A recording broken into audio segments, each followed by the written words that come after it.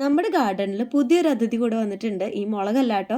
എൻ്റെ ഒരു ഗാർഡൻ കോൺസെപ്റ്റിൽ ഈ പൂച്ചെടികളും അതുപോലെ തന്നെ ഇലച്ചെടികളും മാത്രമല്ല കേട്ടോ ഗാർഡൻ എന്ന് കാണുന്നത്.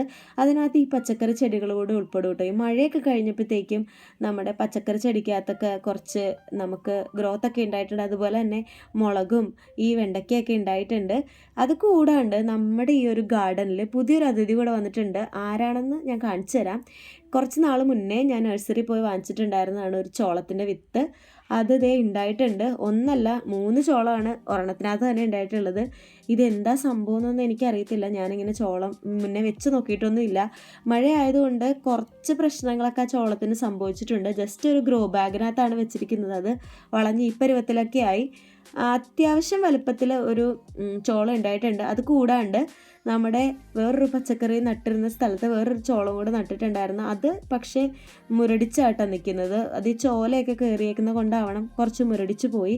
എങ്കിലും അതിനകത്തും 2 ചോളം ഉണ്ടായിട്ടുണ്ട്. പക്ഷെ അത് നശിച്ചു പോകും എന്ന് തന്നെയാണ് വിചാരം. കാര്യം അത് കൂടുതലായിട്ട് വെള്ളം കിട്ടുന്ന സ്ഥലമാണ്. അതുപോലെ തന്നെ ചോലകൾ നിറയുണ്ട്. പിന്നെ വെണ്ടയ്ക്കയൊക്കെ നന്നായിട്ട് പൂവൊക്കെ ഇട്ട് തുടങ്ങി. വെണ്ടയ്ക്കകത്ത് വെണ്ടയ്ക്ക ഉണ്ടാകാനായിട്ടും തുടങ്ങിയിട്ടുണ്ട്. ഇത് നമ്മുടെ പഴയ മുളകിൻ്റെ ആട്ടോ. എല്ലാ മുളകും നിറയെ മുളകായിട്ടുണ്ട്. അതിനകത്ത് നല്ല എരിവുള്ള മുളകാട്ടോ. അപ്പം ഇത്രയൊക്കെ ഉള്ളൂ എൻ്റെ ഒരു ഗാർഡൻ വീഡിയോ. അപ്പം മറ്റൊരു വീഡിയോയിൽ കാണുന്നവരെ ബൈ ബൈ.